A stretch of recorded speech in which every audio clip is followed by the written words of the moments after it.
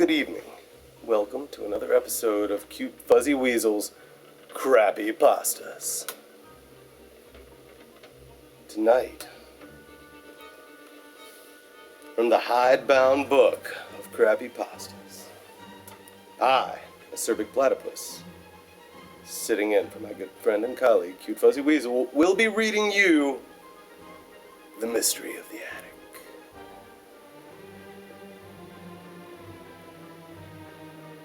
One day a boy was in his house, and then he was bored, so he decided he would go up into the attic to look for treasure, and when he got up there it was very dusty and he couldn't see because of all the dust. Then he looked at the corner of the attic and there was a big box that looked very old and had been there for a long time.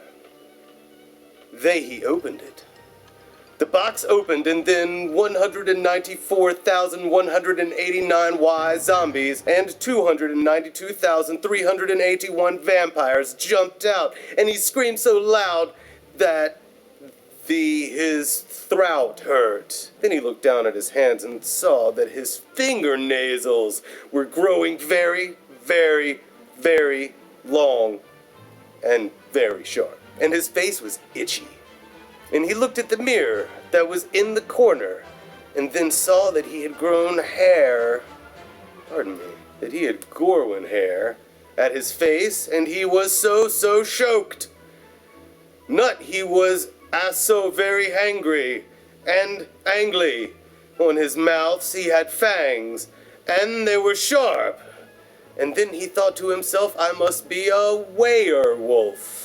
And werewolves are the enemies of two vampires, and also stronger than zombies, because zombies can be killed by normal people with guns. So they are easy to kill. So then he attacked, and one vampire tried to bit him, but he quickly dogged him, and then used his claws to cut his head off. And the neck of the vampire was squirting all the blood. Then he bited to a vampire in his neck, and it died from the neck bit. Then a zombie tried to attack him, but he sidestepped the attack and did a claw strike and a backflip at the same time. And then he did an attack where he was spinning on his head and kicking all these zombies and vampires with his feet, but the claws on his feet were slicing their necks at 10,000 million necks per second, and it looked like breakdancing. Then he did another move, where he found a rifle and shot a bullet in the air, and when they'd come down, they would hit a vampire or maybe a zombie on the head. And he did this attack. 1,900,000,000, a very big number. Then he did the attack where he spurned again, but with the gun, but the zombies were only dying. So he remembered the only way to kill a vampire is by removing the vampire's head or stabbing its heart with a piece of wood. Then he suddenly remembered his dad was doing work in the garden with a wooden stick. So he ran to the shed and he found it quickly, then stabbed all the vampire's hearts with it.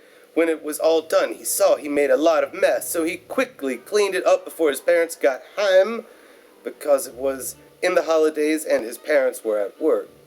So he used his super speed and super strength to clean every blood up. Then he realized that there was too much blood, so he got his dog named Scruff, and he licked all the blood up. When the last blood was licked, the boy heard his mom opening the front door, and he rushed downstairs. "Have you been a good boy?" said his mom. "Yes," he said. "Can I play PlayStation?" "Yes."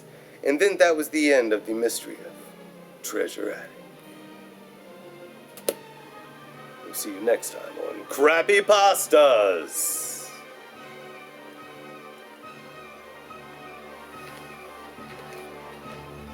I really didn't stay that long at all. I was hoping it would be a little